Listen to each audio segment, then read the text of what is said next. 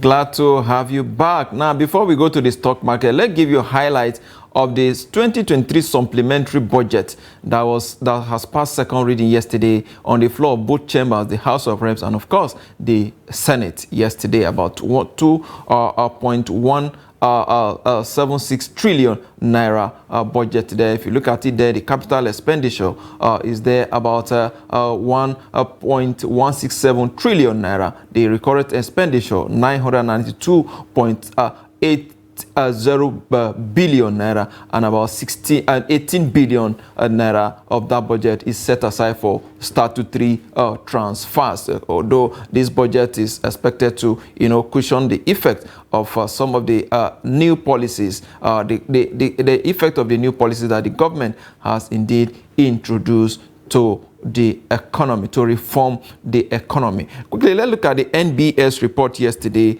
on the cost of food in the market. Of course, if you look at it there, the rice increased there by 60.59%. That is the price of rice. That is a very huge increase there. For 1 kg tuber of yam there, 1 kg of yam there is about 45.11%. And of course, 1 kg of brown beans is also up there, 28.76%, while 1 kg of beef is also up there, 28.08%, and of course transport fare also increased by 0.11%, as the case may be. Let's quickly go to the stock market now to give you a highlight of how the stock market went yesterday. Tuesday, the market closed positive 1.65%. It ended the volume of trade there 483.269 million, value at 6.04 billion naira in a days of 8,027 there. Of course, if you look at it, the market cap has increased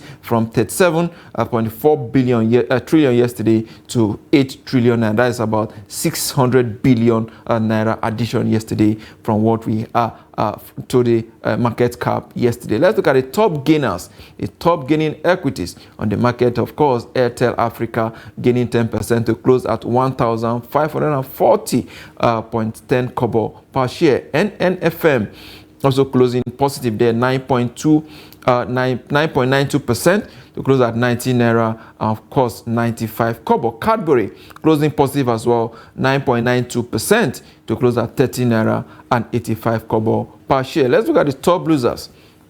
The top losing equities, Better Glass is down 9.93% to close at 60 naira and 30 kobo. UPL also in the negative territory there, 9.79% to close at 2 naira and 12 kobo. LRX also closing downward, 9.56% to close at 3 naira and 50 kobo. The top traded equities, let's look at them. The top trading equities by volume. The top traded equities by volume is led by Japan Gold and Ventures, 156 million volume of shares. United Bank for Africa, 33.9 million. And of course, Zenith Bank, 29.9 million volume of shares as well. Let's look at the sectorial performance. The performance across sector, NGS banking is up there, 0.94%. Industrial sector, 0.09%. It's back on the chart today after being dormant for a very long time, for some weeks though.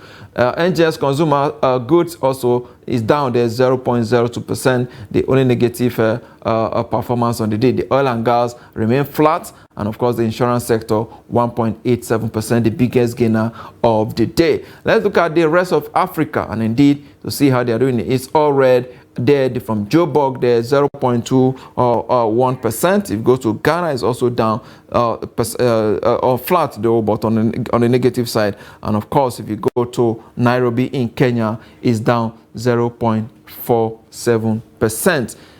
All right. I'll be speaking to Petri Redilinga. Petri Redilinga is the director and portfolio manager at Rand Swiss in South Africa. He joins me via Zoom now from Johannesburg. Good morning, Mr. Petri. All right. We're yet to get connection with Petri there, but we'll take a very quick break. When we come back, we'll speak to Petri. Don't go away.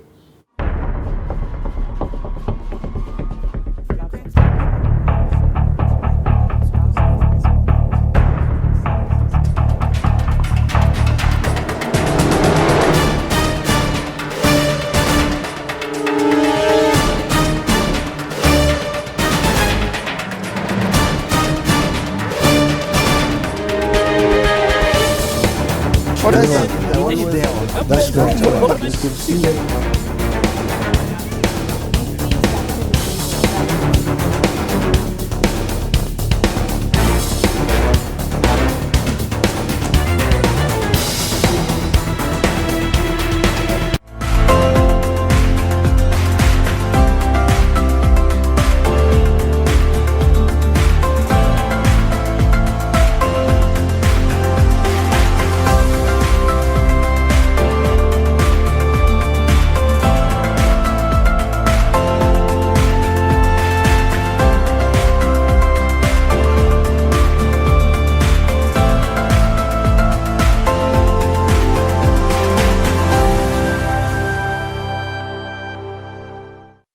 Glad to have you back. Now I have Petri Redilinga join me now from Joburg in South Africa. Good morning, Petri. Good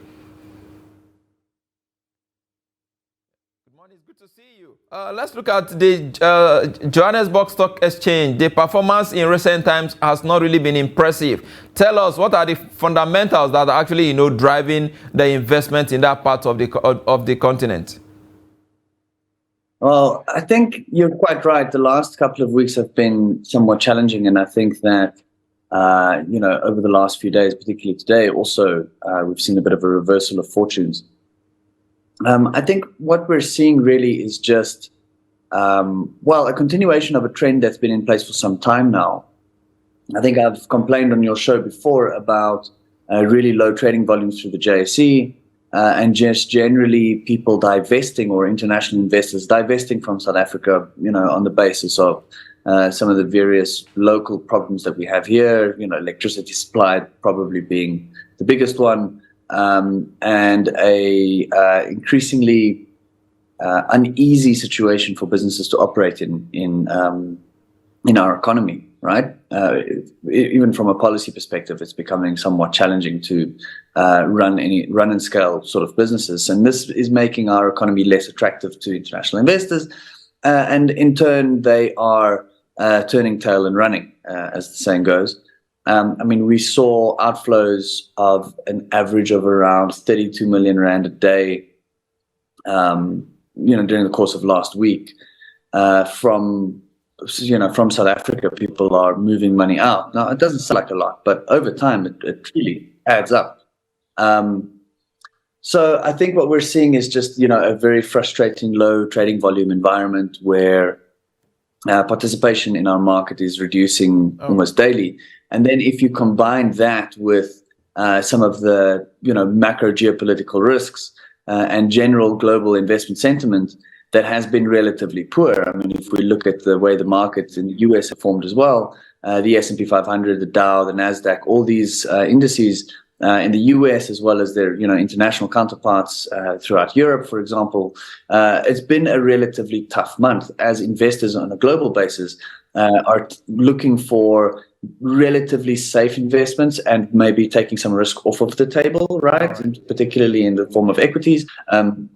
We've seen, obviously the Ukrainian conflict erupt and continue to, I guess, I don't want to say escalate. It hasn't really escalated that much, but it hasn't really gone away either, right? And now we have a fresh one on the table, being the Israeli-Palestinian conflict, which, there's still a lot of fear around whether or not that's going to escalate. And that, I think, is creating a lot of negative sentiment just for general equity investments, on a global level. And people are becoming a bit more cautious. So we could see, for example, gold price last week ran really hard, actually breached $2,000 an ounce. As that's indicative that people are somewhat fearful, right? And pulling their money out of equities and putting it into the safe haven assets as such. So we were, during the course of last week, on the receiving end of that fearful stance.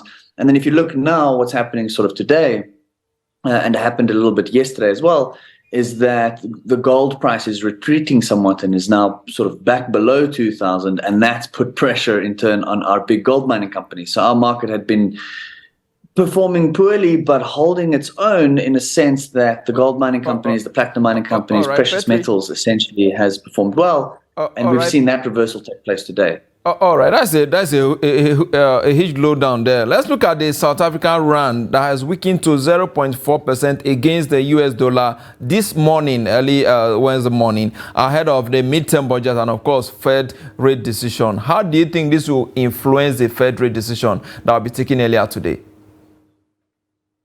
Well, I think we have US Fed, right? So I don't think they really look at our currency too much to make their decisions. I do think that the anticipation going into this Fed is that we're probably going to see them hike interest rates.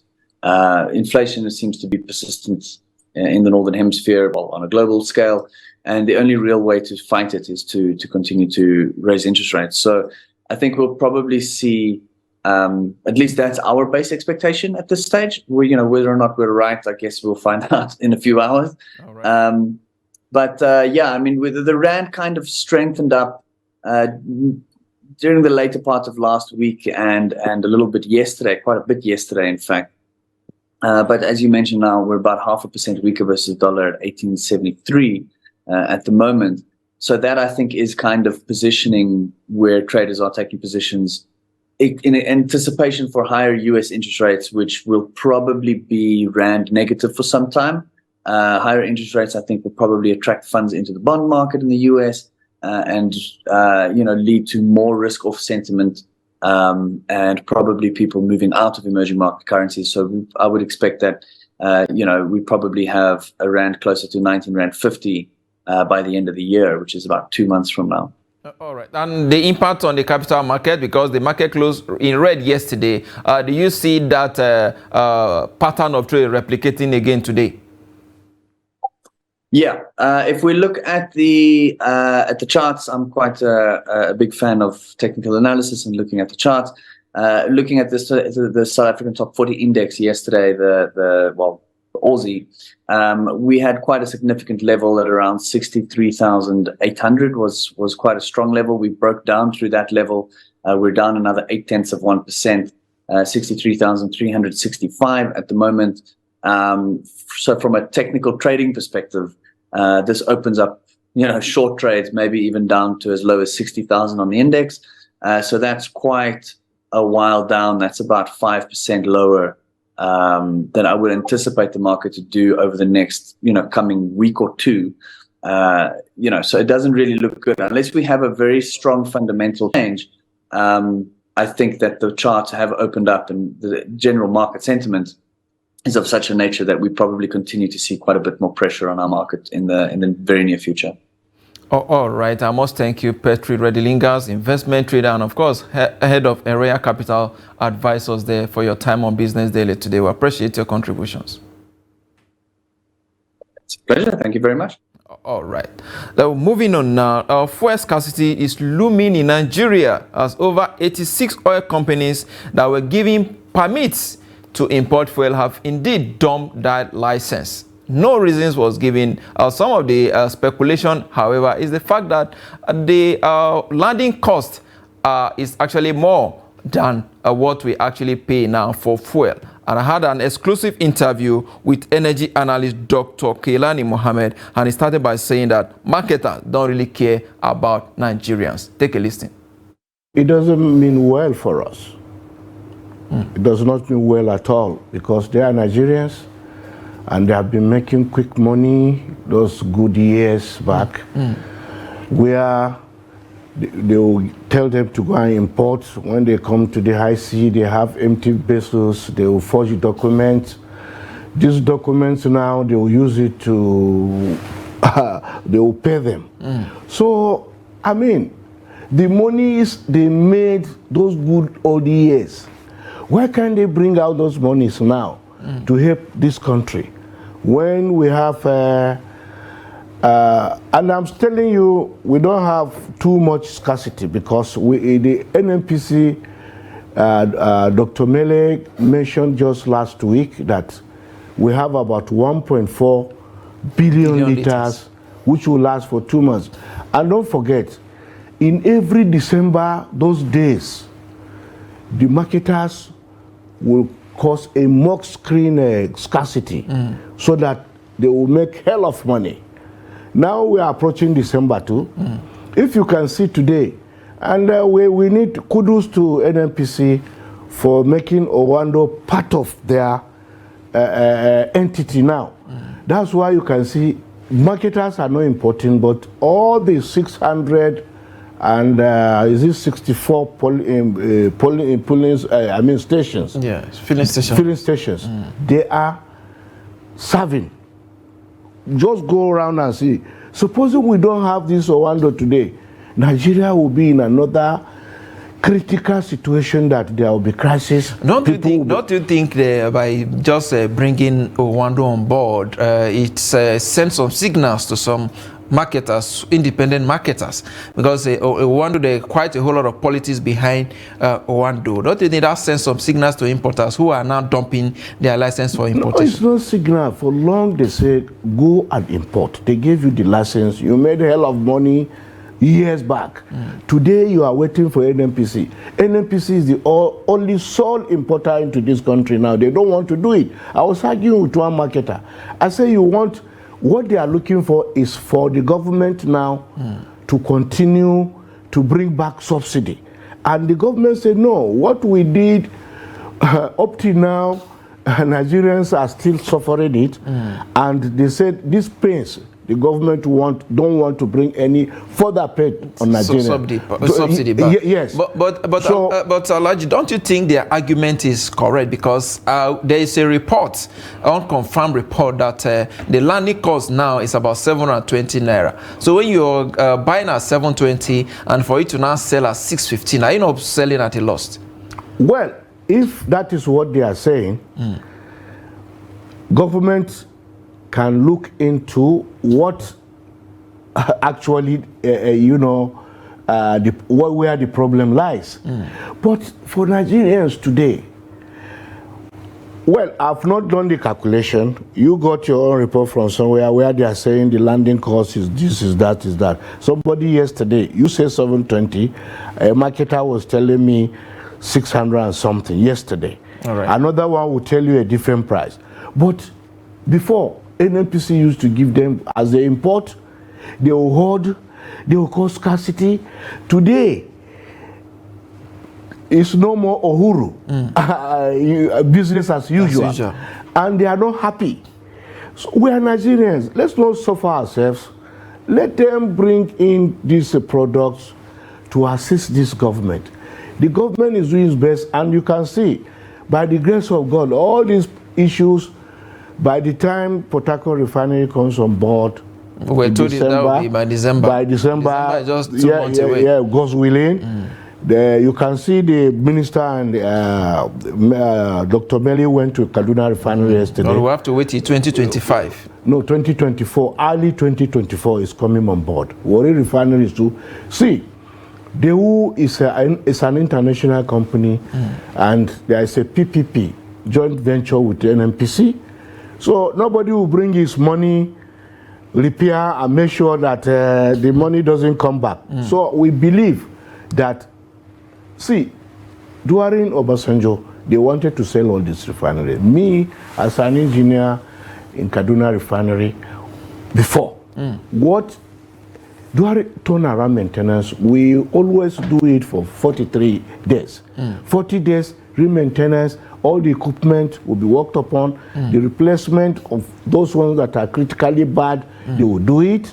Then, for 3 days, we'll have blackout for power plant. They will work on the TGs, the boilers.